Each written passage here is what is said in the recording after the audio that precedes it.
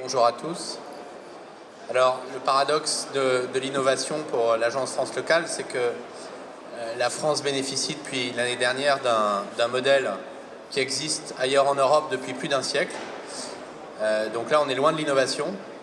Mais paradoxalement, toutes les agences qui existent ailleurs en Europe nous envient et nous observent parce qu'on a réinventé un petit peu la façon de nouer des relations avec nos collectivités locales pour la mise en place de leur financement, avec une volonté et un parti pris radical de dématérialisation, de digitalisation de la relation avec chacune des collectivités locales, y compris les plus petites, y compris les plus grandes qui ont des grandes équipes. Donc c'est ça un petit peu le paradoxe, c'est qu'on est en train de mettre en place un modèle qui existe depuis très très longtemps, mais avec des règles de fonctionnement très différentes. Alors, pour que vous compreniez mieux le propos, il est bon de rappeler ce qu'est l'Agence France Locale. C'est un projet porté par les élus et un certain nombre d'entre eux depuis plus de 10 ans, bien avant la crise bancaire, en 2004. Déjà, un certain nombre de grandes collectivités locales, et essentiellement des métropoles, ont mis sur la table du gouvernement de l'époque le projet. Ce projet aura mis près de 10 ans à voir le jour, pour plein de raisons liées à l'histoire et à l'organisation du marché du financement des collectivités locales par le passé.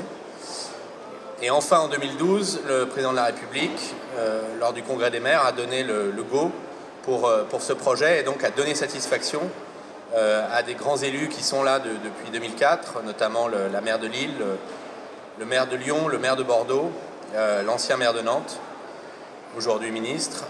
Donc voilà, donc tout ça permet de se faire. Ensuite, il faut créer une banque, ce qui, après la crise financière, n'est pas aisé. Donc tout ça, ça prend quelques mois. Et en 2015, toutes les autorisations sont obtenues. Et l'Agence France Locale, qui à l'époque est à peu près une centaine d'actionnaires, il y en a 160 aujourd'hui, toutes des collectivités locales, bien sûr, une région, 5 départements, l'essentiel des grandes métropoles et beaucoup de communes, y compris des toutes petites. Et donc en 2015, l'Agence France Locale voit le jour et commence son activité, commence à prêter à ces collectivités locales membres. Et puis l'aboutissement par rapport à l'innovation et la brique fondamentale pour tenir ce pari de la modernité dans la relation avec nos collectivités, c'est décembre 2015 avec le lancement du portail, où les collectivités membres d'une part et les collectivités qui cherchent à se renseigner pour adhérer d'autre part ont accès à leur espace sécurisé avec l'ensemble des facilités classiques que chacun connaît dans le cadre de la banque de tout le monde, de la banque des particuliers, offertes aux collectivités locales pour dématérialiser totalement la relation et tous les échanges avec nous, obtenir des simulations de financement en ligne, exécuter des demandes de financement lorsque le projet est mûri, et puis ensuite gérer toute la relation contractuelle et tous les mouvements financiers liés à la vie de l'emprunt pendant toute sa durée via le portail. Donc on a d'ores et déjà un peu de recul sur le fonctionnement de ce portail pour les collectivités membres, donc qui ont retrouvé tout ce dont elles avaient besoin en réalité.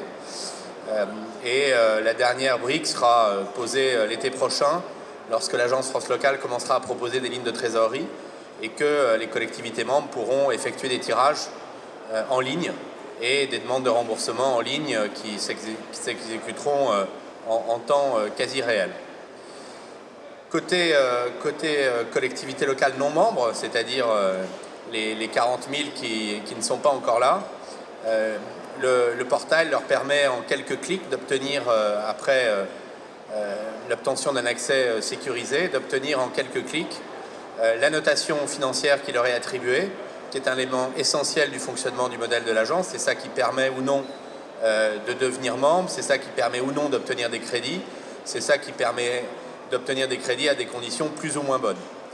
Donc en quelques clics, chaque collectivité candidate peut obtenir sa note financière. Elle peut également commencer à effectuer des simulations qui, dépendant de sa note, vont lui donner une idée du coût de l'emprunt qu'elle peut éventuellement obtenir. Donc voilà un petit peu où nous en sommes. Il y a une quinzaine 10 à 15 collectivités qui rentrent désormais chaque mois au sein de l'agence. Et donc l'Île-de-France est particulièrement bien représentée avec le département de l'Essonne, plusieurs anciennes agglomérations de la petite couronne qui sont devenues des établissements publics territoriaux et bon nombre de communes. Donc voilà, écoutez, nous sommes pas loin pour ceux qui m'entendent ou qui sont là pour venir nous rendre visite.